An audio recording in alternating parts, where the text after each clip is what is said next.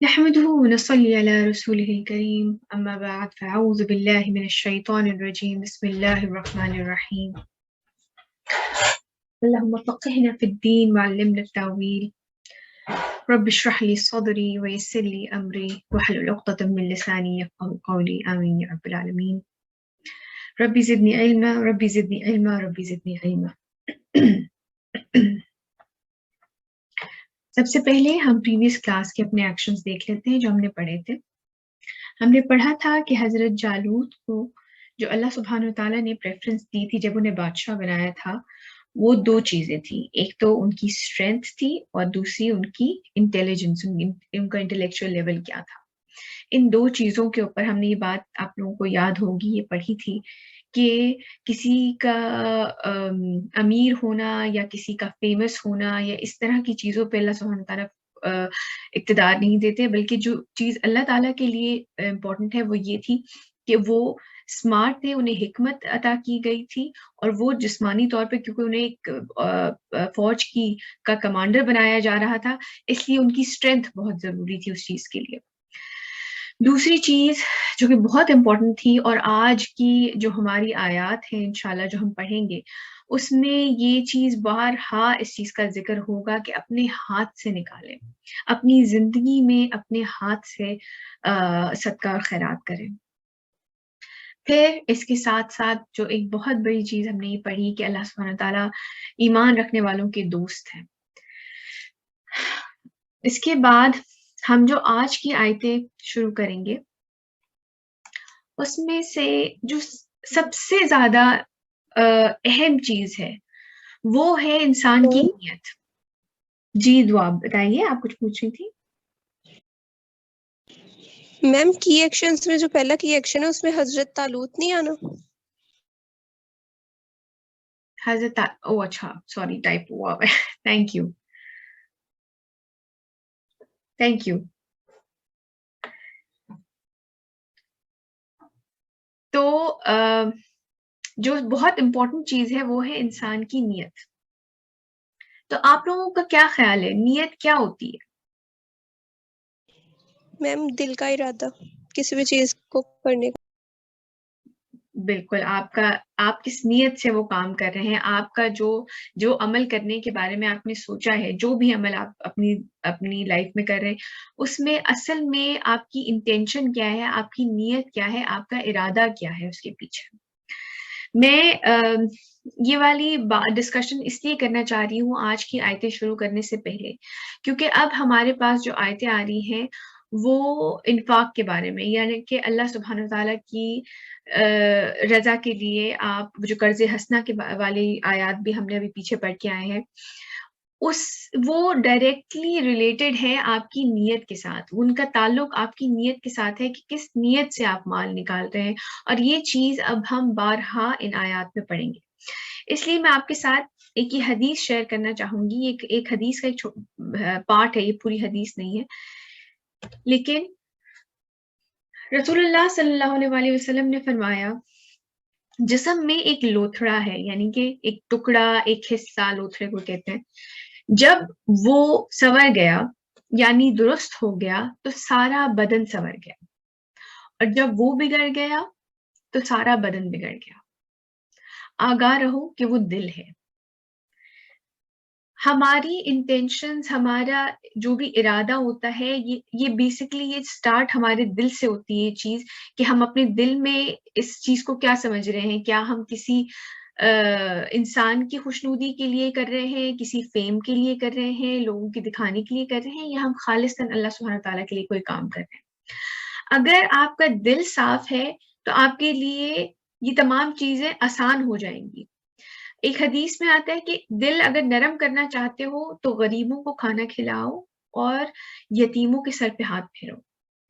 ایک اور جگہ آتا ہے کہ اگر تم دل کو صاف رکھنا چاہتے ہو تو 3 دن کے جو روزے ہمارے ایام بیت جو ہم نے پہلے بھی پڑھے تھے جن کے بارے میں، ان کے روزے رکھو. تو اس کا خاص خیال رکھیں، کیونکہ اگر یہ صحیح ہے تو آپ کا ہر عمل صحیح ہے، اور اگر اس میں خرابی ہے تو آگے ہر عمل میں خرابی ہے. شروع کرتے ہیں ہم آج کی آیات 261 سے ہم نے شروع کیا تھا. 260 पे हमने रोका था, आज हम 261 करेंगे। बिस्मिल्लाह। مثل الذين ينفقون أموالهم في سبيل الله كمثل حبة أنبتت 7 سنابل في كل سنبلة 100 حبة والله يضاعفه لمن يشاء والله واسع عليم. مثال ان کی جو اپنے مال اللہ کی راہ میں اللہ کے دین کے لیے خرچ کرتے ہیں ایسی ہے جیسا ایک دانہ کہ اس سے 7 بالیاں یعنی کہ خوشے یعنی کہ برانچز پیدا ہوں اور ہر بالی میں 100 دانے ہوں. اللہ جس کو چاہتا ہے افزاونی عطا فرماتا ہے اور اللہ بڑی وسعت والا اور سب کچھ جاننے والا ہے. اگلے اب پورے جو 2 رکوع انشاءاللہ ہم پڑھیں گے، اس میں اللہ سبحانہ وتعالیٰ کے راستے میں ان کی خوشنودی کے لیے مال نکالنے کے بارے میں آیات ہیں. کچھ اسکالرس کے نزدیک جو ہے اس میں سب کچھ آ جاتا ہے. انفاق جو لفظ ہے اس کے اندر، چاہے وہ صدقہ ہو، چاہے خیرات ہو، چاہے زکوٰۃ ہو، چاہے جو قرض حسنہ کے بارے میں ہم نے پڑھی تھی وہ والی آیت ہو.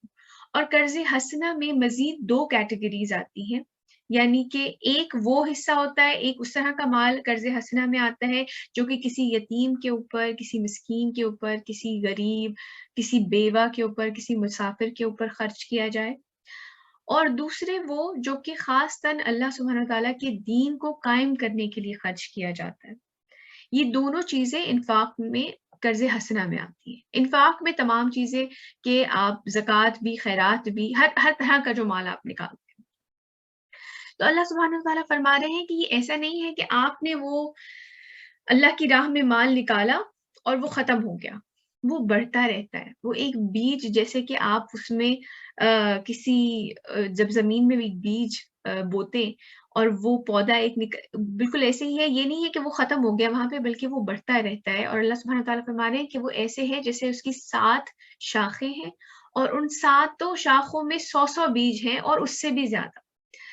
حدیث میں آتا ہے کہ اے ابن آدم، جو تم مال خرچ کرتے ہو اس کا اللہ تعالیٰ 10 سے 700% تک، بلکہ اس سے بھی زیادہ اللہ تعالیٰ جتنا چاہیں اس کو بڑھا سکتے ہیں. تو لیکن اس کے لیے یہ چیز ضروری ہے کہ خالص اخلاص ہو، اللہ سبحانہ تعالیٰ کی خوشنودی آپ کا اصل مقصد ہو، نہ کہ کوئی دکھاوا ہو، کوئی ریاکاری ہو. اور یہ بات یاد رکھیں کہ اس چیز کو گیج کرنے کے لیے، اس چیز کو جج کرنے کے لیے کہ آپ کے دل میں انفاق ہے کہ نہیں، یہ یا تو آپ اس چیز کے جج ہیں یا اللہ سبحانہ وتعالیٰ ہے. کئی دفعہ شیطان آپ کو نیکی یہ کرنے سے بھی روک دیتا ہے کہ آپ وہ لوگ دیکھ رہے ہیں، لوگ کیا سوچیں گے. نہیں، آپ انشاءاللہ ابھی ہم آگے بھی پڑھیں گے کہ جو فرض عبادت ہے اس کو پریفر یہی کیا گیا ہے کہ اس کو کھول سب کے سامنے کیا جائے. چاہے وہ زکوٰۃ دے رہے ہیں، چاہے وہ آپ نماز پڑھ رہے ہیں، ایز لانگ ایز فرض عبادت ہے آپ اس کو اعلانیہ کریں. یہ اب انشاءاللہ ہم آگے کی آیتوں میں پڑھیں. تو اللہ کی راہ میں خرچ کرنا ایسے ہے جیسے آپ ایک پودا لگا رہے ہیں اور وہ بڑھتا جائے گا، اور پھر آگے آپ یہ دیکھیں کہ اگر ہر برانچ کے اندر، ہر ڈالی کے اندر 100 بیج ہیں تو مزید ان بیج سے بھی تو آگے چیزیں نکلتی ہیں. جب آپ کسی کو خیرات کرتے ہیں، جب آپ کسی کی مدد کرتے ہیں تو وہ پوری ایک فیملی سپورٹ آپ اس کو دے رہے ہوتے ہیں. نہ صرف اس شخص کی مدد کر رہے ہوتے ہیں، اس کے پیچھے بھی ایک خاندان ہوتا ہے، اس کی بھی مدد آپ کر رہے ہوتے ہیں. تو یہ ایک چین ریاکشن ہوتا ہے جب آپ کسی کی جب آپ کسی کی مدد کر رہے ہوتے ہیں. اور پھر اللہ سبحانہ تعالیٰ فرما رہے ہیں کہ اللہ تعالیٰ اس کو اور بھی بڑھا سکتے ہیں. آگے چلتے ہیں.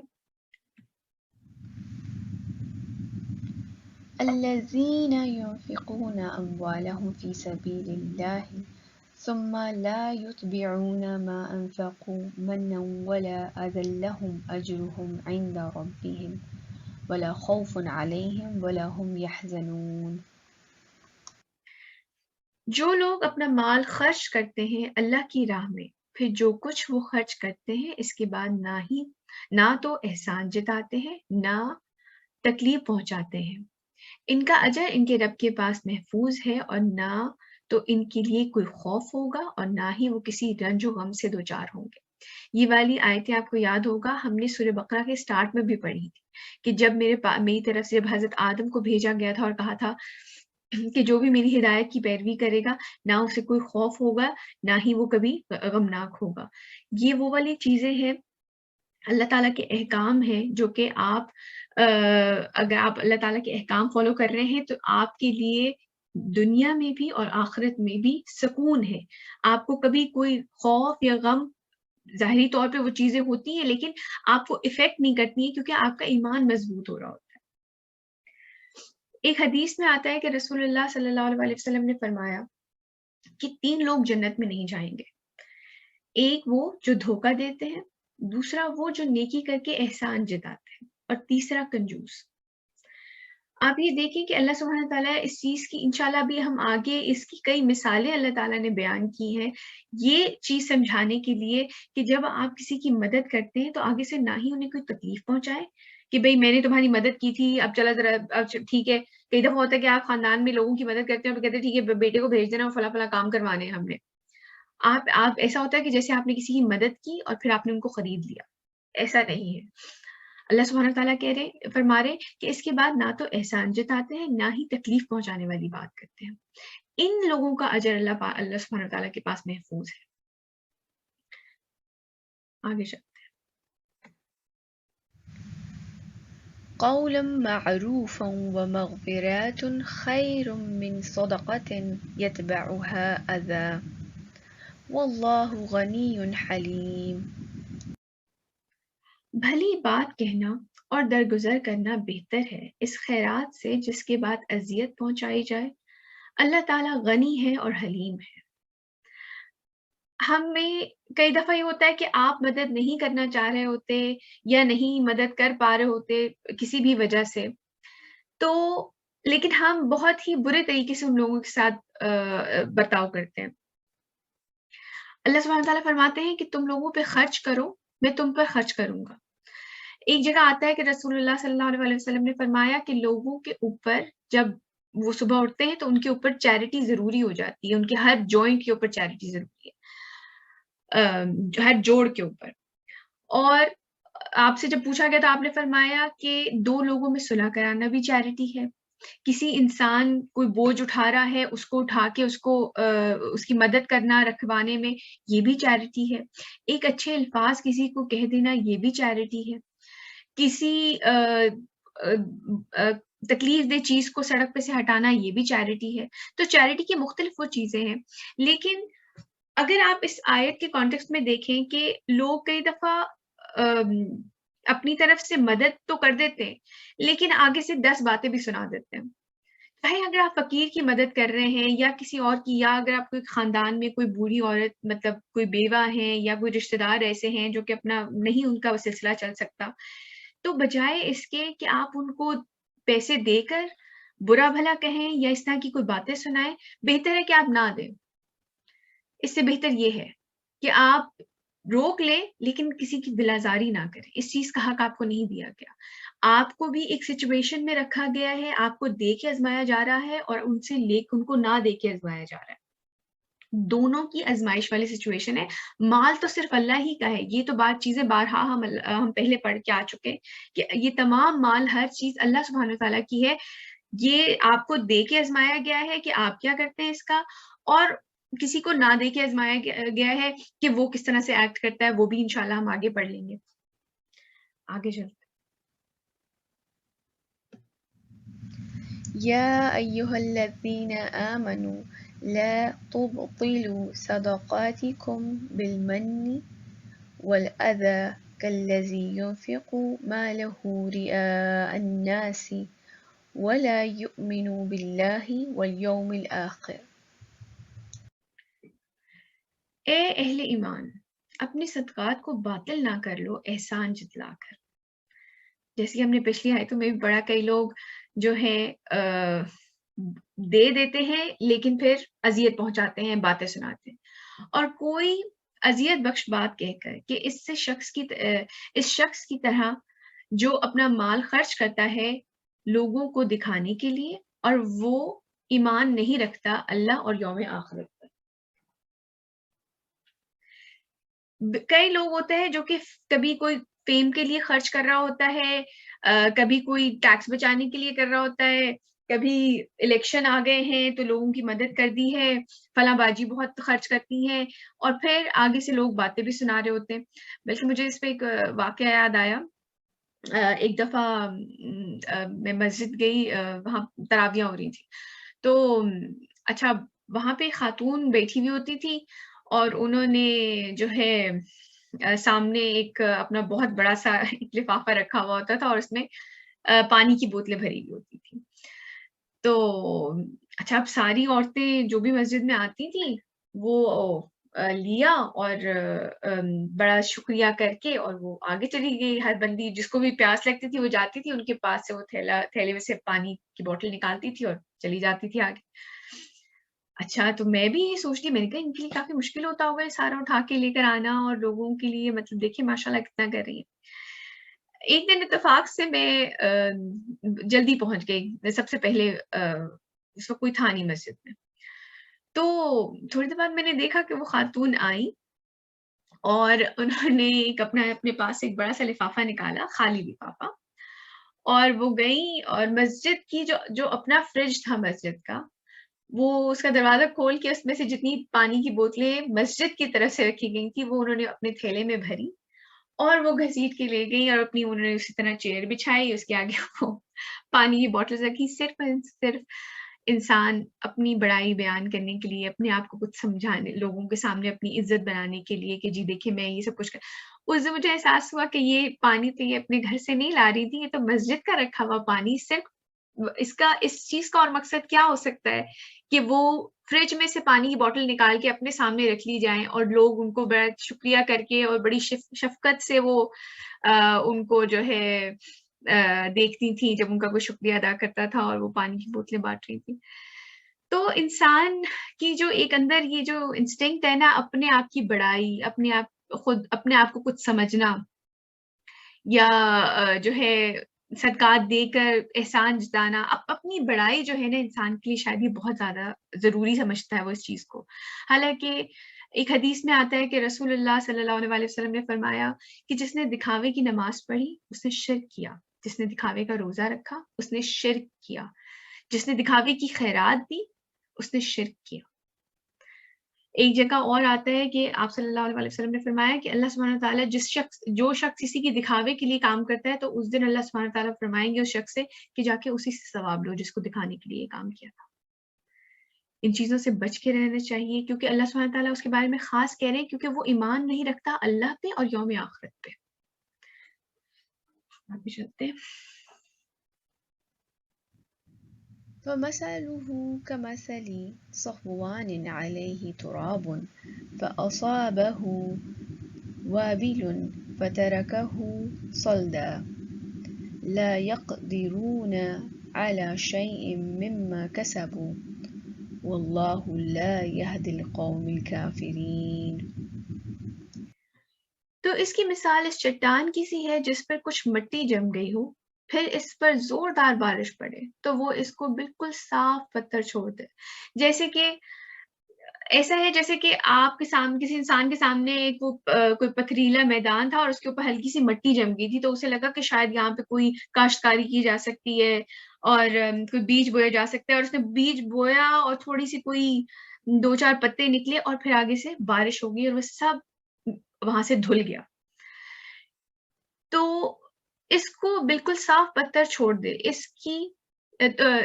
ان کی کمائی میں سے کچھ بھی ان کے ہاتھ نہیں آئے گا, اور اللہ تعالیٰ ایسے کافر کو راہیاب نہیں کرتا.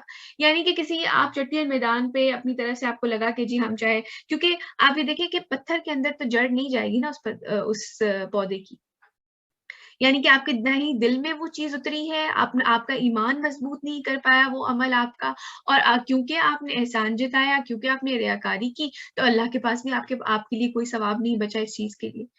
جب آپ دنیا میں تمغے لینے کے لیے, اپنے آپ کو فیمس کرنے کے لیے لوگوں کی مدد کر رہے ہیں, اور آپ کو لگتا ہے, حالانکہ دیکھا جائے تو باقاعدہ وہ انسان ایفرٹ کر رہا ہے, وہ اپنا مال نکال رہا ہے اپنے اس میں سے کہیں جا کر یا کسی کو دے رہا ہے, تو کسی کے سامنے ایک باقاعدہ پوری ایفرٹ انوالو ہوتی ہے اس چیز میں, ایک محنت لگ رہی ہوتی ہے کہ بھئی کسی نے مال نکالا ہے. اور آپ کو لگتا ہے کہ جی اللہ تعالیٰ کے سامنے بھی آپ سرخرو ہو گئے، لوگوں کے سامنے بھی سرخرو ہو گئے، حالانکہ جب آخرت آتی ہے تو آپ کے پاس کچھ بھی نہیں ہوتا، اس دن آپ کے پاس کچھ بھی نہیں ہوتا۔ یہ بات آگے جا کے ایک اور مثال سے سمجھائی جائے گی، لیکن اس سے پہلے اللہ سبحانہ وتعالیٰ ان لوگوں کی مثال دے رہے ہیں جو کہ اللہ کی خوشنودی کے لیے یہ کام کرتے ہیں۔ ومثل الذين ينفقون أموالهم ابتغاء مرضات الله وتثبيتا من أنفسهم كمثل جنات بربوات أصابها وابل فآتت أكلها ضعفين فإن لم يصبها وابل فطل والله بما تعملون بصير۔ دوسری طرف اللہ سبحانہ تعالیٰ ایک کانٹراسٹ دکھا رہے ہیں ہمیں، اور مثال ان لوگوں کی جو خرچ کرتے ہیں اپنے مال اللہ کی رضا جوئی کے لیے اور اپنے دلوں کو جمائے رکھنے کے لیے۔ اچھا مجھے یہ بتائیے کہ اس بات کا کیا مطلب ہے، کس چیز پہ جمائے رکھنے کے لیے؟ اللہ کے دین پر، صحیح کاموں پر صحیح کاموں کرنے کے پر، لیے۔ بالکل۔ جیسے کہ ہم نے وہ پودے والی مثال پڑھی تھی نا، کہ جب ایک پودا اوپر سے نکل رہا ہے اور نیچے بھی اس کی جڑیں مضبوط ہو رہی ہیں، اسی طرح جب آپ اللہ تعالیٰ کی خوشنودی کے لیے ان کی راہ میں مال نکالتے ہیں، لوگوں پہ خرچ کرتے ہیں، تو آپ کے لیے ایک بہت بڑا ریوارڈ یہ بھی ہوتا ہے کہ آپ کا دل مضبوط ہو رہا ہوتا ہے اس دین کے اوپر، آپ میں خشوع اور خضوع آ رہا ہوتا ہے۔ یہ صرف ایسا نہیں ہے کہ یہ ایک اوپری چیز ہے کہ آپ نے اللہ کے لیے کسی کو مال دے دیا، وہ جڑیں میں وہ دین جو ہے نا وہ آپ کے دل کے اندر جڑیں مضبوط کر رہا ہوتا ہے اپنی۔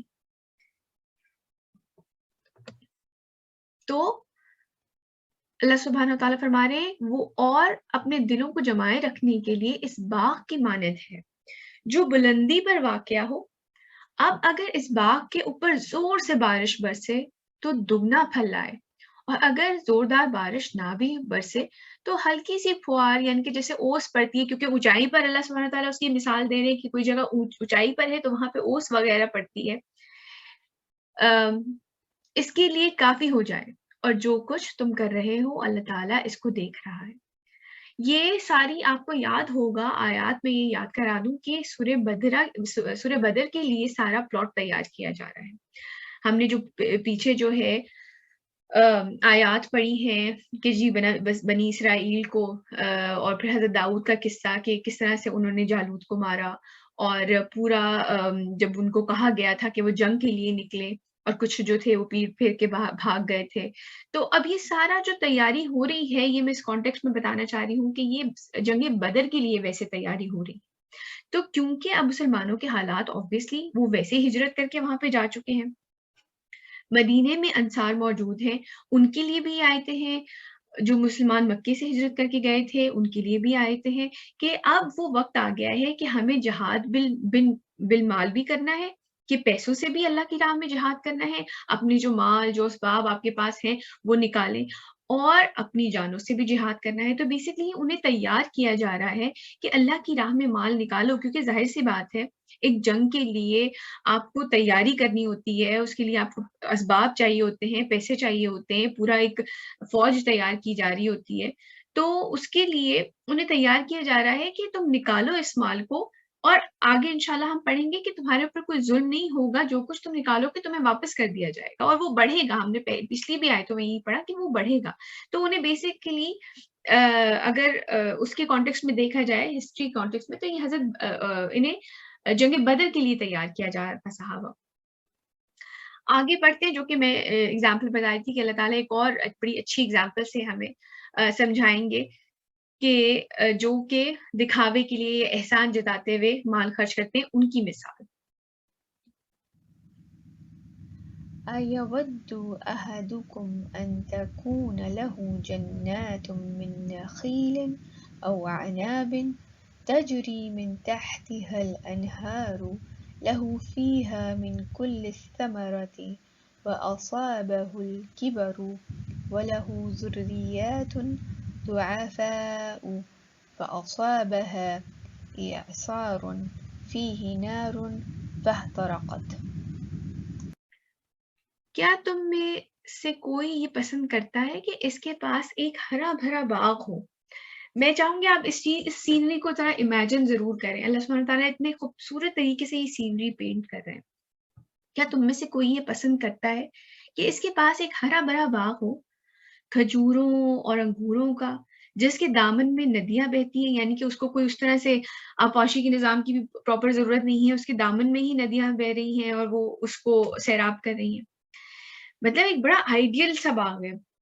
اس کے لیے اس باغ میں ہر طرح کے پھل ہوں اور اس پر بڑھاپا ہو جائے. اب اس نے پورا اپنی یہ ساری کمائی کر لی، اس نے باقاعدہ طور پہ ایک اسٹیبلش آپ سمجھ لیں کہ اپنا کام کر لیا ہے اپنی طرف سے، جبکہ اس کی اولاد بھی ناتواں ہو. اور عین اس وقت اس کے باغ پر ایک ایسا بگولا یعنی کہ آگ کا پھر جائے جس میں آگ ہو اور وہ باغ جھلس کر رہ جائے. ساری عمر آپ نے محنت کی، ایک باغ بنایا، اس میں ہر چیز، ہر طرح کے پودے پھل سب کچھ لگائے اور آپ اس کا پھل بھی کھا رہے ہیں. مطلب جو دنیا میں آپ نے لوگوں پہ احسان جتایا، ریاکاری کی، دوسروں کو دکھانے کے لیے مارز خرچ کیا، تو لوگ آپ کو بڑا سخی بھی سمجھتے ہیں اور آپ کو بڑا نیک بھی سمجھتے ہیں اور سب کچھ، کیونکہ ہم دنیا دکھاوے کے لیے جب کرتے ہیں تو ہم ابھی بھی لوگوں کو ایسے جانتے ہیں جو کہ بظاہر ظاہری طور پر جی فیم کے لیے وہ بڑا کچھ اپنی کر رہے ہوتے ہیں، اللہ کی دیکھنے کو کہ جی غریبوں کی مدد کی جا رہی ہے، سب کچھ کی جا رہی ہے. لیکن اس کی مثال اللہ تعالیٰ کہہ رہے ہیں کہ اس کا اس طرح ایک اسٹیبلش باغ کیا ہوا، آگ کا گولا اس کے اوپر پھر گیا اور وہ کچھ بھی نہیں بچا. اس نے دنیا میں تو بڑا فیم کما لیا، نام کما لیا، سب کچھ کما لیا، لیکن اس کی آخرت کے پاس جب وہ آخرت میں پہنچا تو اس کے پاس کچھ بھی نہیں.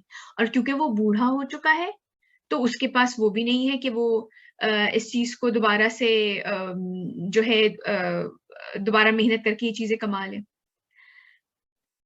لیکن میں ایک چیز پہ جو ہے آپ کے لوگوں کی توجہ دلوانا چاہوں گی کہ اللہ سبحانہ تعالیٰ یہ بھی فرما رہے ہیں کہ اور اس پہ بڑھاپا طاری ہو جائے جبکہ اس کی اولاد بھی ناتواں ہے. آپ لوگوں کو کیا خیال ہے اللہ سبحانہ تعالیٰ خاص طور پہ اس کی اولاد کے ناتواں ہونے کی کیوں مینشن کر رہے ہیں؟ ایسے سچویشن میں اس کی اولاد ناتواں ہونے کا کیوں مینشن کیا جا رہا ہے؟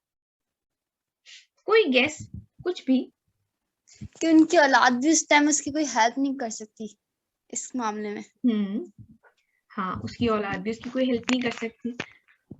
اور بس قیامت کے دن جیسے سب کو اپنی اپنی ہوگی تو کوئی اولاد اپنے والدین کے لیے کچھ بھی نہیں کر سکے گی.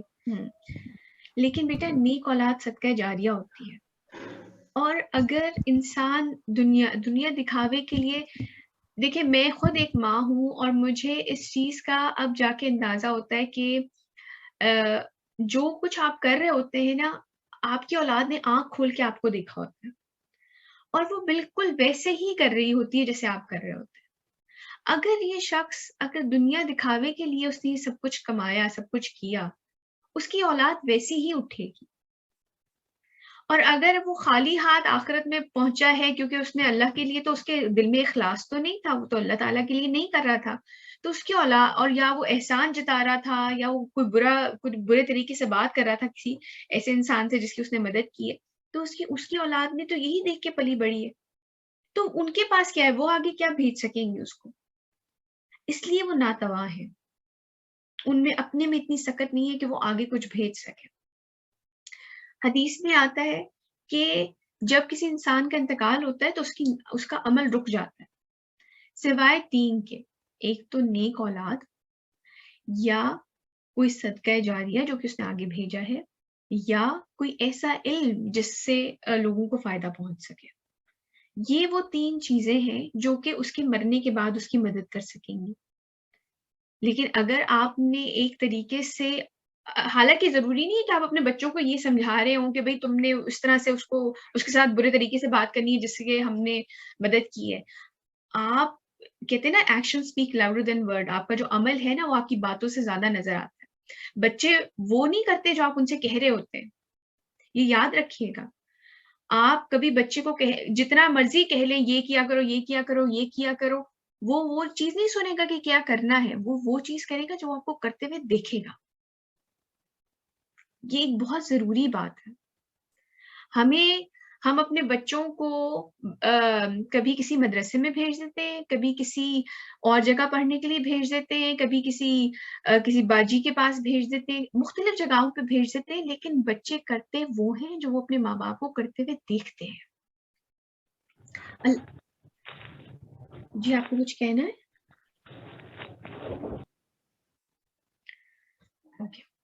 بچے وہ میں اپنی میری ایک جاننے والی تھی، انہوں نے مجھ سے، ان کا جب بیٹا تقریباً 11-12 سال کا ہو گیا تو انہوں نے میرے ساتھ ایک دفعہ بڑی افسردہ سی تھی وہ، اپیرنٹلی ماشاءاللہ وہ نماز پڑھتی تھیں اور بڑا اچھے طریقے سے سارا ان کا رکھتی تھی اپنے دین کا خیال.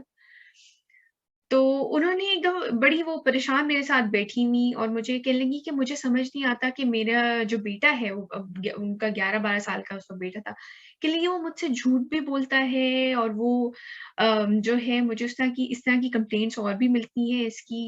مجھے سمجھ نہیں آتا ایسا کیوں ہوا، حالانکہ میں نے تو بچپن سے اس کے دین پہ بڑا کام کیا ہے اور میں نے جو ہے اس کو ایسی ہمیشہ سے کوئی بھی جیسے فرائیڈے اسکولز ہوتے تھے نا کہ چھوٹا موٹا آپ کوئی وہاں پر حفظ کروائی جا رہی ہیں آیاز اور اس طرح کی، تو اس طرح کی ہے کہ میں آفٹر اسکول کی اس کی بڑا خیال رکھتی تھی کہ یہ ایسی جگہوں پر جائے جہاں پر یہ دین کی تعلیم دی جا رہی ہے. لیکن مجھے سمجھ نہیں آتا کہ اب یہ اتنا بڑا ہو کے اور یہ چیز اس پہ اثر کیوں نہیں کی. یاد رکھیں یہ اولاد ہماری اپنی ذمہ داری ہوتی ہے.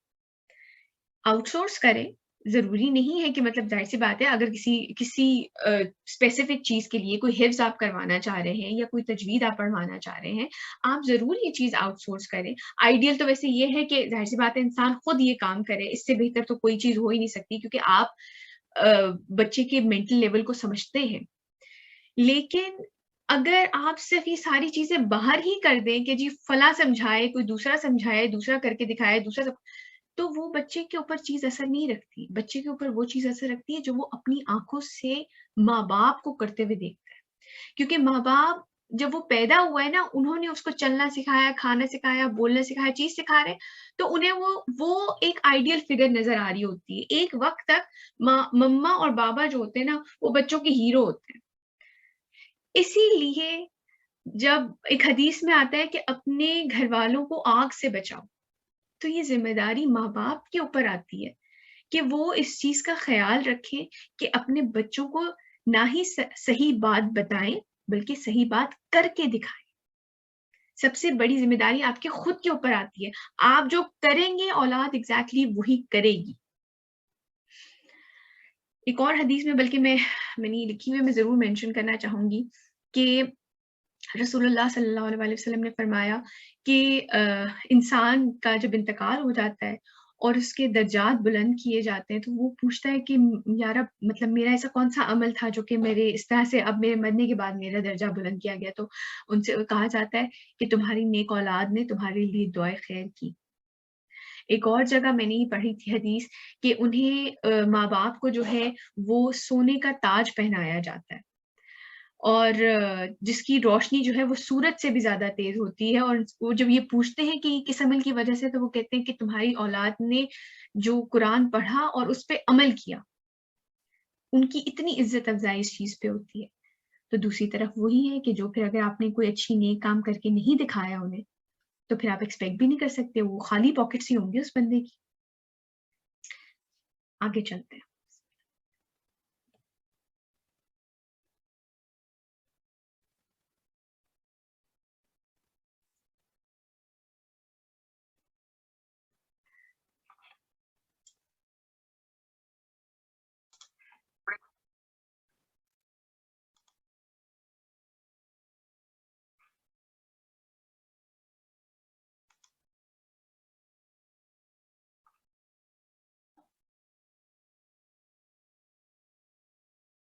كذلك يبين الله لكم الآيات لعلكم تتفكرون. اس طرح اللہ تعالیٰ اپنی آیات تمہارے لیے واضح کرتا ہے تاکہ تم غور و فکر کرو. آپ لوگ کو میری آواز آ رہی ہے؟ Yes. Thank you. Yes, ma'am. يا أيها الذين آمنوا أنفقوا من طيبات ما كسبت ومما أخرجنا لكم من الأرض ولا تيمموا الخبيث منه تنفقون ولستم بآخذيه إلا أن تغمضوا فيه واعلموا أن الله غني حميد. اے ایمان والو، اپنے کمائے ہوئے پاکیزہ مال میں سے خرچ کرو، اور اس میں سے خرچ کرو جو کچھ ہم نے نکالا تمہارے لیے زمین میں سے، یعنی کہ نباتات وغیرہ، کسی کے جانور ہیں، ان میں سے اچھے جانور آپ اللہ سبحانہ تعالیٰ کے راہ میں ذبح کریں یا صدقات کریں.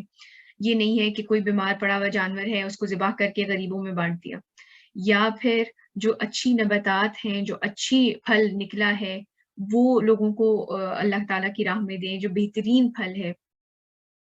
یہ نہیں ہے کہ وہ جو بہت دنوں سے وہ پھل اتارا ہوا تھا اور وہ خراب ہونے والا ہے، بس ابھی غریبوں میں بانٹ دو، ایسا نہیں ہے.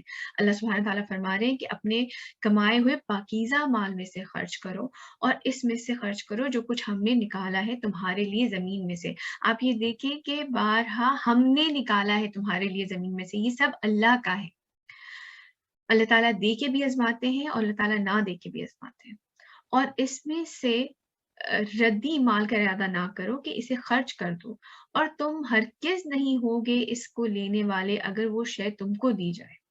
یہ نہیں ہے کہ آپ نے جو ہے اگر آپ ہر چیز کو اپنے اوپر رکھ کے دیکھ، انسان کو سوچنا چاہیے کہ اگر یہ چیز میرے ساتھ ہو تو کیسا لگے گا، اگر یہ چیز مجھے دی جائے تو کیسا لگے گا.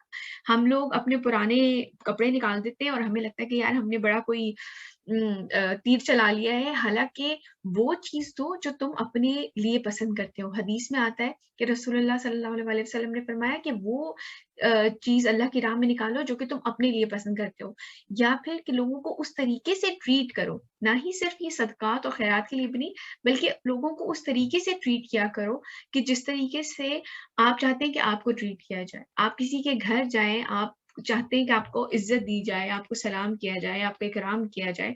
اسی طرح جب آپ کے کوئی گھر آتا ہے تو آپ کو ان کو اسی طریقے سے ٹریٹ کرنا چاہیے جیسے کہ آپ چاہتے ہیں کہ آپ کو ٹریٹ کیا جائے. ہر چیز کو اپنے اوپر رکھ کے ضرور سوچا کریں.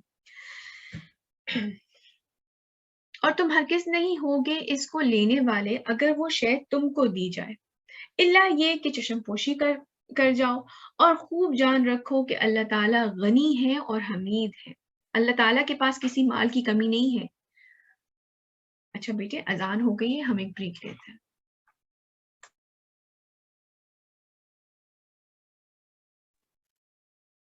اللہ سبحانہ و تعالیٰ غنی ہے، اور یہ نہیں ہے کہ کوئی وہ ہمارے لیے، ہمارے مال کے لیے کوئی ان کو ضرورت ہے کہ ہم ہی مال نکالیں تو کسی کی مدد ہوگی. حالانکہ اللہ سبحانہ و تعالیٰ کو ضرورت نہیں ہے، لیکن یہ چیز ہمارے لیے آزمائش کے طور پر ہے.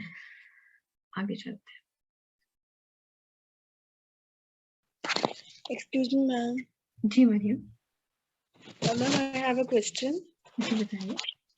میم جیسے کہ ہم یہ کلاسز وغیرہ لے رہے ہیں تو کیا ہم جب ہماری کلاسز ڈن ہو جائیں گی تو ہمیں کوئی سرٹیفکیٹ وغیرہ کچھ ملے گا؟ نہیں بیٹے، ہم سرٹیفکیشن وغیرہ نہیں دے رہے. Okay ma'am.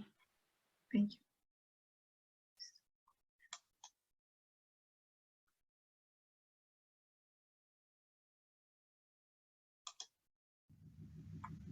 الشيطان يعيدكم الفقر ويأمركم بالفحشاء والله يعدكم مغفرة منه وفضلا والله واسع عليم.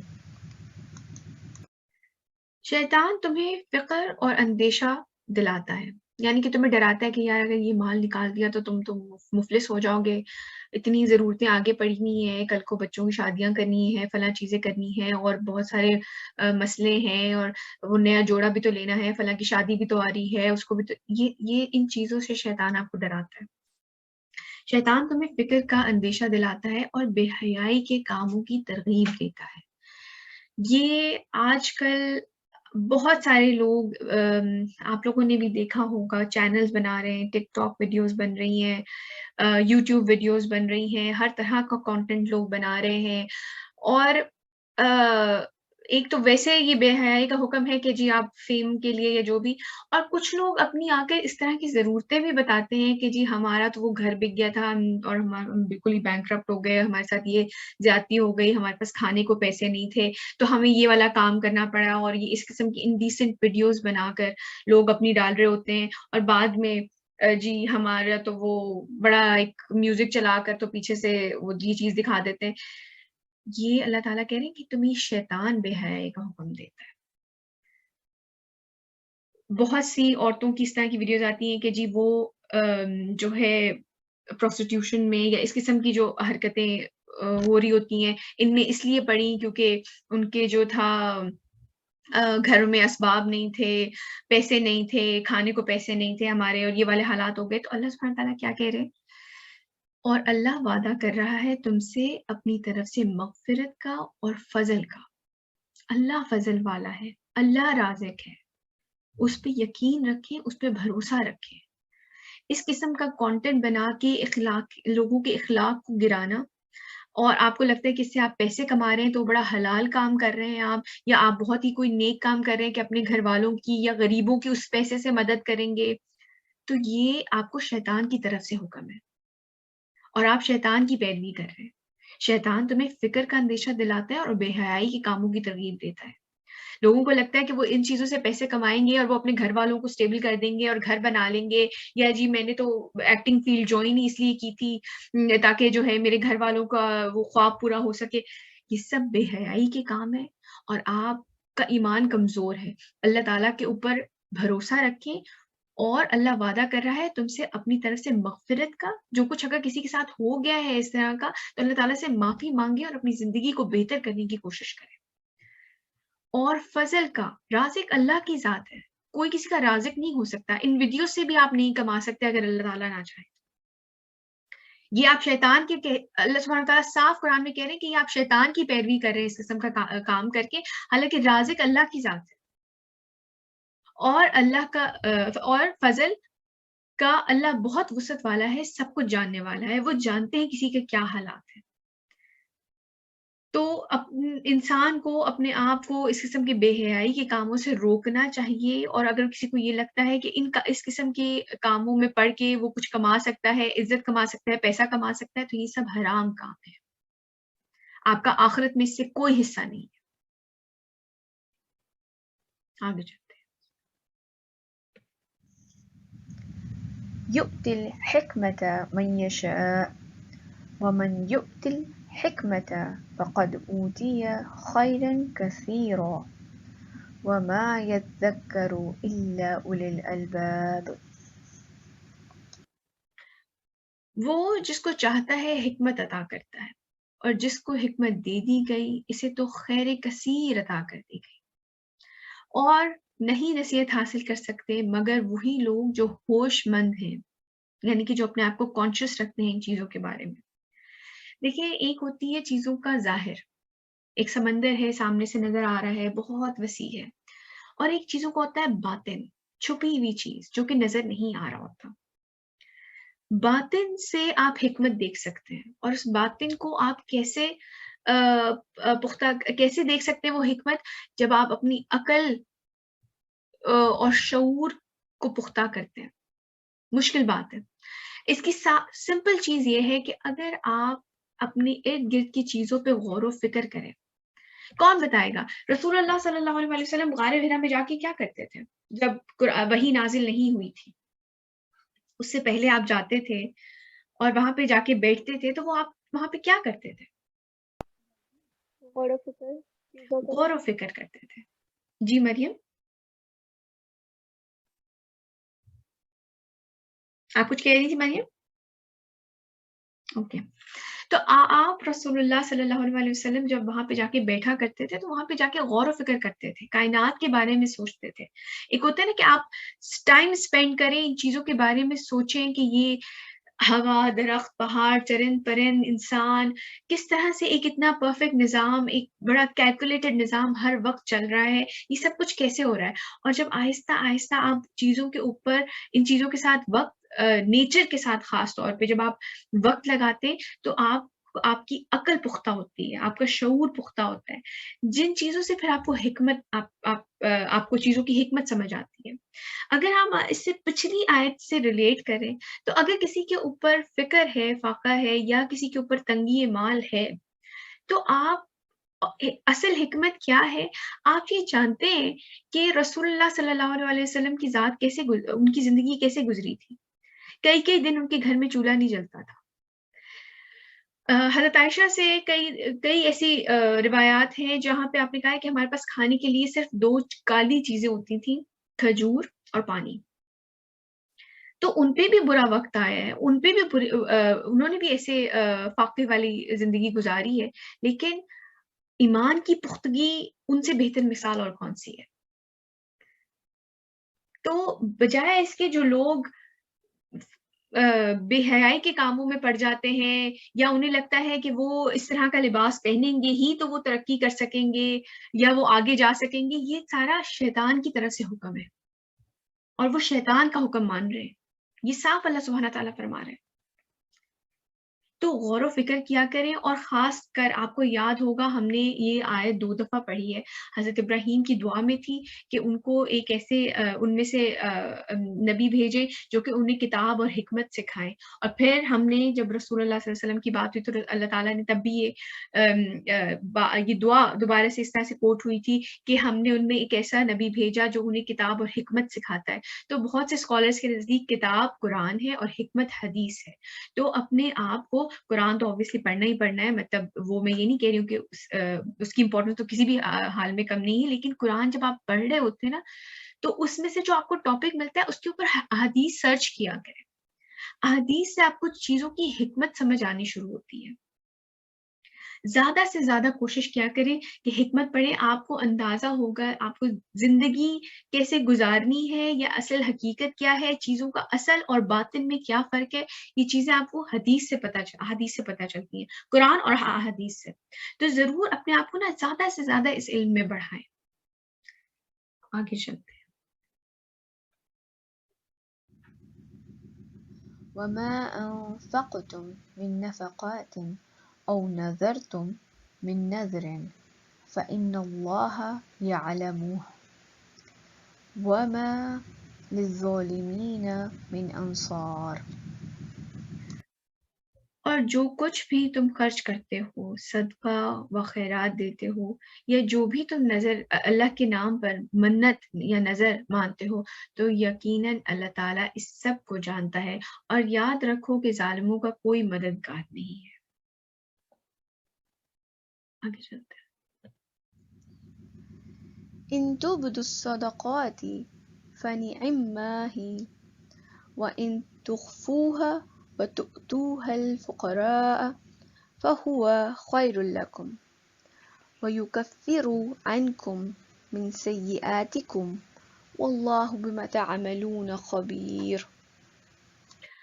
اگر تم صدقات کو اعلانیہ دو تو یہ بھی اچھا ہے، اور اگر تم انہیں چھپاؤ اور چپکے سے ضرورت مندوں کو دے دو تو یہ تمہارے لیے بہتر ہے۔ ایک حدیث میں آتا ہے کہ چھپ کے چیریٹی کرنا، خیرات دینا اللہ تعالیٰ کے غصے کو ٹھنڈا کرتی ہے۔ ایک جگہ حدیث میں آتا ہے کہ 7 خوش نصیب لوگ ہوں گے جو کہ عرش کے سائے میں ہوں گے، اور وہ کون ہوں گے؟ ایک تو منصف حکمران، یعنی کہ جو انصاف پسند ہو، ایک وہ جو کہ جوانی میں عبادت کرے۔ یہ ایک بہت امپورٹنٹ بات ہے، آپ لوگوں کی وہ ایج ہے، خاص کر جو ٹینز ہیں، 20s میں ہے، اللہ سبحانہ تعالیٰ کے عرش کے سائے میں ہوں گے وہ جوان لوگ جو کہ جوانی میں اللہ تعالیٰ کی عبادت کرتے ہیں۔ بڑھاپے میں تو اکثر لوگ آ کے کرنا شروع کر دیتے ہیں، جب کوئی اور اس طرح سے مطلب ایک ہوتے ہیں کہ جو شروع سے کر رہے ہوتے ہیں اور بڑھاپے تک کر رہے ہوتے ہیں، اللہ تعالیٰ نے مزید اللہ تعالیٰ ثابت قدم رکھے۔ لیکن کچھ لوگوں کو لگتا ہے کہ بس بڑھاپے میں عبادت کر لیں گے، بس اس وقت کر لیں گے، پتہ نہیں وہ وقت آتا بھی ہے کہ نہیں۔ پھر اللہ سبحانہ تعالیٰ کی خاطر محبت رکھنے والے اور عداوت رکھنے والے، اللہ کی خاطر لوگوں سے پیار کریں، اور مسجدوں سے محبت کرنے والے، مسجدوں کو آباد رکھنے والے، اکیلے میں اللہ تعالیٰ کو یاد کر کے رونے والے، اور وہ شخص جس کو ایک اچھے نام اور نسب والی عورت برائی کے لیے بلائے اپنی طرف اور وہ اللہ کی خوف کی خاطر رکا رہے، یا لڑکا یا لڑکی، اور یہ وہ چیریٹی جو کہ ایک ہاتھ سے دی جائے تو دوسرے ہاتھ کو علم نہ. تو بہت سے اسکالرس کے نزدیک جو فرض عبادت ہے جیسے کہ زکوٰۃ اور نماز کے بارے میں جیسے میں نے پہلے بھی کہا، وہ تو اوپنلی کرنا چاہیے. ہو سکتا ہے آپ خود کسی کے لیے انسپریشن بن جائے، آپ ضرور وہ بتا کے دے سکتے ہیں. آپ اللہ سبحانہ تعالیٰ فرما رہے ہیں کہ اگر تم صدقات کو اعلانیہ دو تو یہ بھی اچھا ہے. تو اگر آپ کسی کو بتا کے دینا چاہ رہے تو یہ فرض، خاص کر فرض چیز ہے تو یہ تو بہت اچھا ہے تاکہ کسی اور کے لیے بھی یہ انسپریشن بن سکے. لیکن اور اگر تم انہیں چھپا کر اور چپکے سے ضرورت مندوں کو دے دو تو یہ تمہارے لیے بہتر ہے. تو انہوں نے جو اسکالرس کا اس میں رائے ہے وہ یہ ہے کہ جو نفلی چیزیں ہیں وہ خاص کر چھپ کے دینی چاہیے. نفلی عبادت ہے، نفلی صدقات ہیں، کوئی بھی نفلی عمل ہے، کسی قسم کی بھی آپ کسی کی مدد کر رہے ہیں، کوشش کریں کہ وہ آپ کے اور اللہ کے درمیان رہے. کوشش یہ کرنی چاہیے. کئی لوگ یہ ہوتا ہے کہ جی جیسے کہ پہلے ہم نے آیتوں میں بھی پڑھا، پیسے دے کے احسان جتاتے ہیں، باقی سب کو ہم نے تو اس کی پچھلے مہینے اتنے لاکھ اسے دیے میں نے، تو بس میں کیا بتاؤں، کہنا نہیں چاہتی یا کہنا نہیں چاہتا، لیکن ہم تو کرتے رہتے ہیں ان کی مدد. جیسے مجھے بھی ریسنٹلی ایک خاتون ملی تو انہوں نے کہا کہ وہ میری میڈ چلی گئی تھی تو میں نے دوسری میڈ رکھ لی ہے، لیکن میں پچھلے اتنے مہینوں سے اس کو پوری پے دے رہی ہوں. بھی آپ اللہ کے لیے خاطر دے رہی ہیں تو آپ کے اس سے درمیان ہے، آپ کو کیا ضرورت ہے آپ کسی اور کو بتائیں یہ بات. یا لوگ پھر جی اپنی نفل عبادت جو ہے وہ بہت سے لوگوں، میں تو اشراق کی پابند ہوں، یا ہاں کل بھی تہجد کے لیے اٹھی تھی پرسوں، مطلب یہ نفلی عبادت آپ کے اور آپ کے اللہ کے درمیان ہے. نفلی روزہ آپ کے اللہ کے درمیان ہے. یہ وہ عبادت، کوئی بھی عبادت جو نفلی ہے کوشش کریں اسے چھپ کے کریں، اس کا پرچار نہ کریں. ہو سکتا ہے کہ آپ کی دل میں اتنی پختگی ہو کہ وہ آپ اس میں اخلاص میں اور نیت میں کوئی فطور نہ آئے، لیکن عین ممکن ہے کہ جب آپ کو تھوڑی سی بھی کوئی انسان یہ کہے یا چاہے کہے بھی نہ، اس کی آنکھوں میں ہی ایک وہ آ جائے کہ اپریسیشن، یار ماشاءاللہ دیکھو یہ تو صدقات بھی کرتی ہیں، تو اچھا دیکھو پھر روزہ رکھا ہوا ہے آج بھی انہوں نے، اچھا یہ تو ماشاءاللہ تہجد گزار ہے. اگر ذرا سا بھی کسی کے دل میں یہ خیال آتا ہے کہ بھئی لوگ میری اس چیز پہ تعریف کریں گے یا میں کسی کو بتاؤں، کیونکہ یہ تو آپ کے اور آپ کے اللہ کے درمیان ہے، یہ کوئی اور جج نہیں ہے اس کا. آپ خود بہت بہترین جج ہیں اپنے، کہ کسی کو پتہ چلے گا تو میری کوئی تعریف کرے گا، تو آپ یہ سمجھ لیں کہ یہ چیز تو ضائع ہو جاتی ہے. اور اللہ تعالیٰ تم سے تمہاری برائیوں کو دور کر دے گا، اور جو کچھ تم کر رہے ہو اللہ تعالیٰ اس سے باخبر ہے. آگے چلتے ہیں.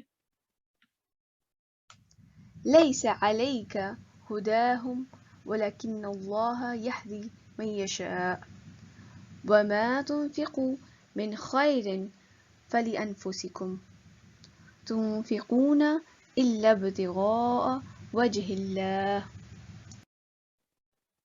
اے نبی آپ کے ذمہ نہیں ہے کہ ان کو ہدایت دے دیں، بلکہ اللہ تعالیٰ ہی ہدایت دیتا ہے جس کو چاہتا ہے، اور جو بھی مال تم خرچ کرو گے وہ تمہارے اپنے لیے بہتر ہے، اور تم نہیں خرچ کرو گے مگر اللہ کی رضا جوئی کے لیے. کسی بھی انسان، جو بھی کوئی انسان عمل کرتا ہے وہ جیسے ایک دفعہ مجھے خود یہ بات کسی نے کہی کہ آپ کا مقصد پہنچا دینا ہے، عمل نہیں کروا سکتے آپ کسی سے. اسی طرح اللہ سبحانہ وتعالیٰ رسول اللہ صلی اللہ علیہ وسلم سے کہہ رہے ہیں کہ آپ کے ذمہ نہیں ہے ان تک ہدایت پہنچانا، آپ تو صرف میسنجر ہیں، آپ آگے پہنچا سکتے ہیں بات. ہدایت اللہ کے ہاتھ میں ہے. اخلاص دیکھتے ہوئے کسی انسان کا، اس کی جستجو دیکھتے ہوئے، اس کی سنسیئرٹی دیکھتے ہوئے اللہ سبحانہ تعالیٰ ہدایت دینے والے ہیں. تو جس کو چاہتا ہے، اور جو بلکہ اللہ تعالیٰ ہی ہدایت دیتا ہے جس کو چاہتا ہے، اور جو بھی مال تم خرچ کرو گے وہ تمہارے اپنے لیے بہتر ہے، اور تم نہیں خرچ کرو گے مگر اللہ کی رضا جوئی کے لیے. یہ نہیں ہے کسی اور کی خوشنودی کے لیے، صرف اور صرف خالصاً اللہ سبحانہ تعالیٰ کی خوشنودی کے لیے آپ مال خرچ کریں. وما تنفقوا من خير يوفى إليكم وأنتم لا تظلمون. اور جو بھی مال تم خرچ کرو گے وہ پورا تمہیں لوٹا دیا جائے گا اور تم پر کوئی ظلم نہیں کیا جائے گا. جو نیک عمل آپ کرتے ہیں، جو مال خرچ کرتے ہیں، جو آپ کسی مدد کرتے ہیں، اللہ سبحانہ وتعالیٰ فرما رہے ہیں کہ وہ تمہیں پورا پورا لوٹا دیا جائے گا اور تم پہ ظلم نہیں کیا جائے گا، چاہے دنیا میں چاہے آخرت میں۔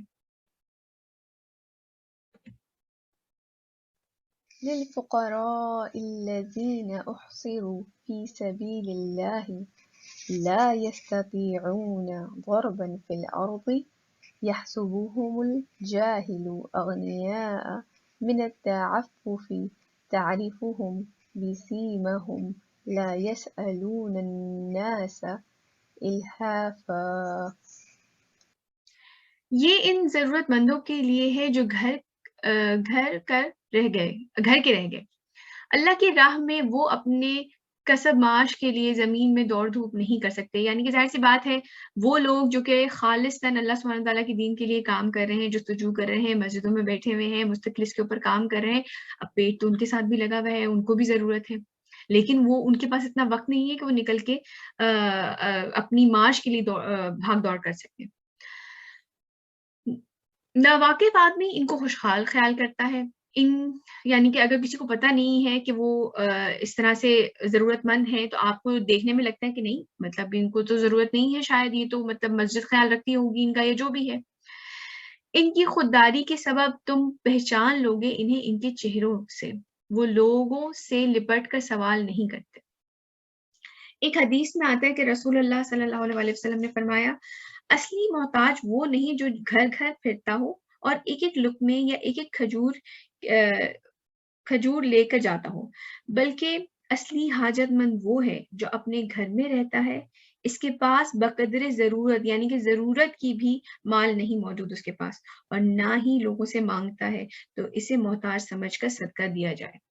ایسے لوگوں کی مدد کی جائے جو کہ اپنے آپ کو، اور لوگوں کی بھی، صرف ان لوگوں کی نہیں لیکن خاص کر اللہ سبحانہ وتعالیٰ، آپ سوچیں ان لوگوں کا، ان کے بارے میں بات کر رہے ہیں جو کہ اللہ سبحانہ وتعالیٰ کے دین کی خاطر اپنی زندگیاں وقف کر دیتے ہیں، ان کا خیال خاص طور پہ رکھنا چاہیے۔ وما تنفقوا من خير فإن الله به عليم۔ اور جو مال بھی تم خرچ کرو گے تو اللہ تعالیٰ اس کو خوب جانتے ہیں۔ آج کی جتنی بھی آیتیں تھیں وہ جیسے ایک ہوتا ہے نا کہ ایک بریکٹ ہوتی ہے، پھر ایک ملٹیپلیکیشن کا سائن ہوتا ہے اور ایک ڈیجٹ لکھا ہوتا ہے، تو وہ ڈیجٹ جو ہے اس بریکٹ تمام کے اندر جو ہے وہ ملٹیپلائی ہوتی ہے، وہ پوری اس کے ساتھ ملٹیپلائی ہوتی ہے۔ بالکل ویسے ہی جیسے ہم نے نیت کے بارے میں پڑھا تھا نا، جیسے اللہ سبحانہ تعالیٰ کہہ رہے ہیں کہ وہ خوب جانتے ہیں جو کچھ تم خرچ کرتے ہو، تو نیت ان تمام چیزوں سے ملٹیپلائی ہو رہی ہوتی ہے، یہ نیت ان تمام چیزوں میں چاہیے۔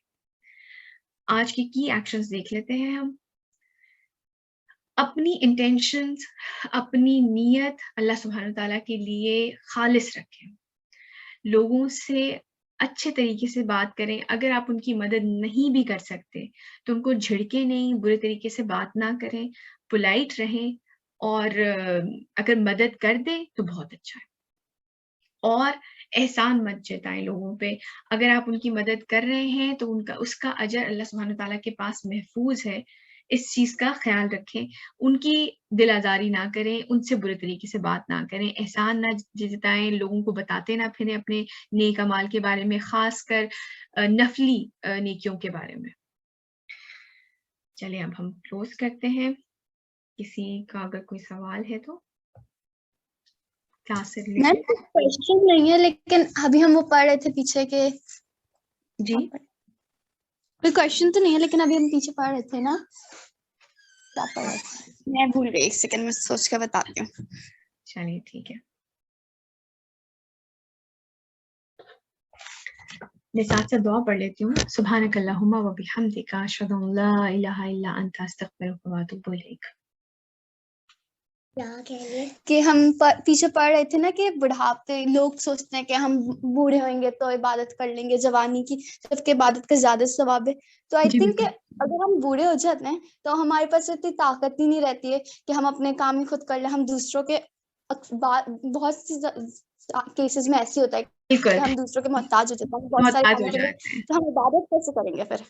بالکل بالکل نہیں، جیسے ہوتا ہے کہ لوگ بیٹھ کے نماز پڑھ لیتے ہیں اور اس طرح سے، مطلب ظاہر سی بات ہے عذر ہوگا کوئی نہیں، جیسے گھٹنوں کی تکلیف ہو جاتی ہے لوگوں کو، یا اور کچھ ایسے مسائل ہو جاتے ہیں جیسے نہیں جھک پا رہے، لیکن بات بالکل صحیح ہے. اور آپ یہ سوچیں کہ جس طرح ایک جوان انسان خوش و خضوع سے نماز پڑھ سکتا ہے، یا زیادہ کثرت سے روزے رکھ سکتا ہے، یا کسی کا دین کا کام ہے، جیسے کہ ہم نے چیریٹی میں پڑھا کہ کسی کی مدد کر کے کوئی چیز اٹھا کر اوپر رکھ دی اس کی سواری پر، یا ایسے کچھ چھوٹی چھوٹی جو نیکیاں ہیں، اس کے لیے آپ کو ایک فزیکل اسٹرینتھ چاہیے. تو وہ چیز جو ہے ظاہر سی بات ہے ایک خاص ایج کے بعد نہیں اس طرح سے رہتی. آپ بالکل صحیح کہہ رہی ہیں کہ وہ ایک خاص ایج کے بعد آپ اس قابل نہیں رہتے، آپ کے لیے اپنے ہی کام کرنے تھوڑے مشکل ہو جاتے ہیں. لیکن ایسا نہیں ہے، جنہوں نے شروع سے عبادت کی ہے، جو کہ اپنے آپ کو جنہوں نے جوانی میں بھی عبادت کی ہے اور بڑھاپے تک کر رہے ہیں، تو وہ ایک یہ بھی ایک جگہ یہ بھی آتا ہے کہ اللہ سبحانہ تعالیٰ فرماتے ہیں کہ اللہ تعالیٰ کو وہ کام پسند ہے، وہ چاہے جو تھوڑے ہوں لیکن کنسسٹنٹ ہو، مستقل آپ وہ کام کر رہے ہوں. تو اللہ تعالیٰ سب کے لیے آسانیاں کرے. لیکن ہاں حدیث میں بے شک یہ ہے کہ ایک جوان انسان کی عبادت جو ہے یہ ان لوگوں میں شامل ہوں گے جو کہ اللہ سبحانہ تعالیٰ کے عرش کے سائے میں ہوں گے. چلیے پھر یہاں پہ ختم کرتے ہیں. اگر آپ لوگوں کو کوئی سوال ہو تو ضرور شیئر کریے گا. السلام علیکم ورحمۃ اللہ وبرکاتہ.